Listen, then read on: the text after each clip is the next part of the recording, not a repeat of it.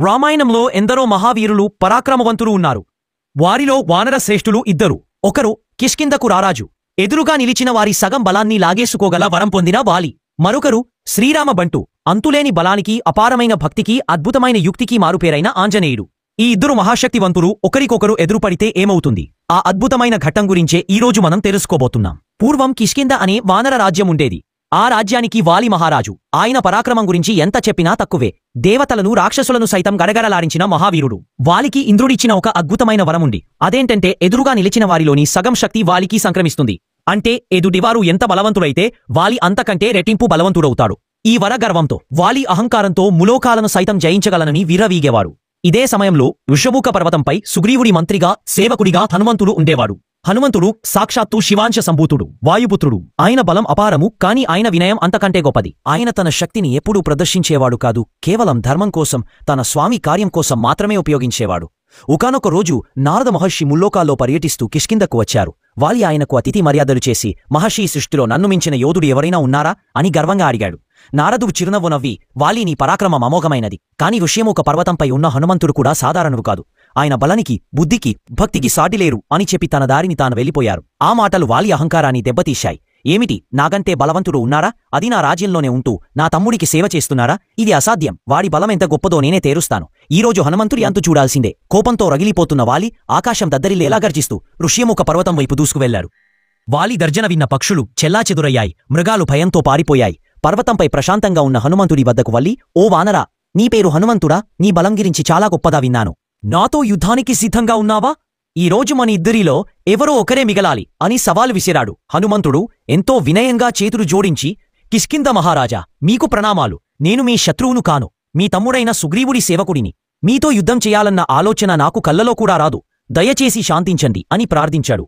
కాని వాలి అహంకారం ఆ మాటలను వినలేదు. భయంతో నాటకాలు ఆడుతున్నావా? యుద్ధం చేయనంటే నిన్ను పిరికివాడిగా భావించి ఇక్కడే అంతం చేస్తాను అని గద్దించాడు.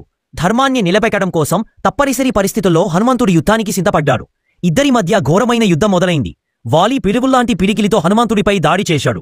హనుమంతుడు ఆ దెబ్బలను సునాయాసంగా తప్పించుకున్నాడు. పెద్ద పెద్ద కొండరాళ్లను, చెట్లను పెకిరించి హనుమంతుడిపై విసిరాడు. హనుమంతుడు వాటిని గాలిలోనే పిండి పిండి చేశాడు. యుద్ధం సాగుతున్న కొద్దీ వాలికి ఒక వింత అనుభవం ఎదురైంది. తనలోని బలం పెరుగుతున్నట్లు అనిపించింది. అది తన వరం ప్రభావమేనని గ్రహించాడు.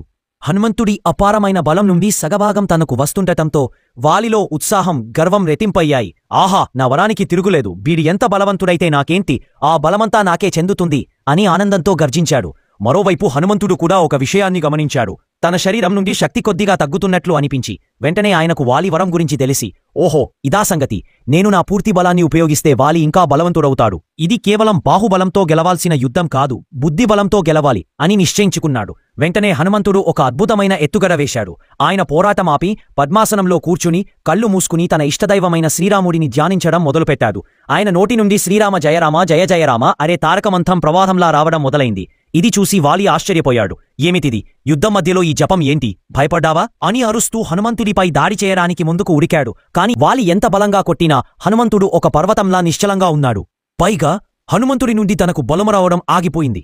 తన సొంత బలంతోనే దాడి చేస్తున్న వాలి క్రమంగా అలసిపోసాగాడు. అతనికి చెమటలు పట్టి ఆయాసం వచ్చింది. రామనామస్మరణలో లీనమైన హనుమంతుడి శరీరం నుండి వజ్ర సమానమైన శక్తి వెలువడుతుంది. అది భౌతిక బలం కాదు, ఆత్మబలం. వాలి వరం కేవలం భౌతిక బలాన్ని మాత్రమే తీసుకోగలదు. కాని భగవంతుడి నామస్మరణతో వచ్చే దైవిక శక్తిని తాకను కూడా తాకలేదు. కొంతసేపటికి వాలి పూర్తిగా అలసిపోయి కింద కూలబడ్డాడు.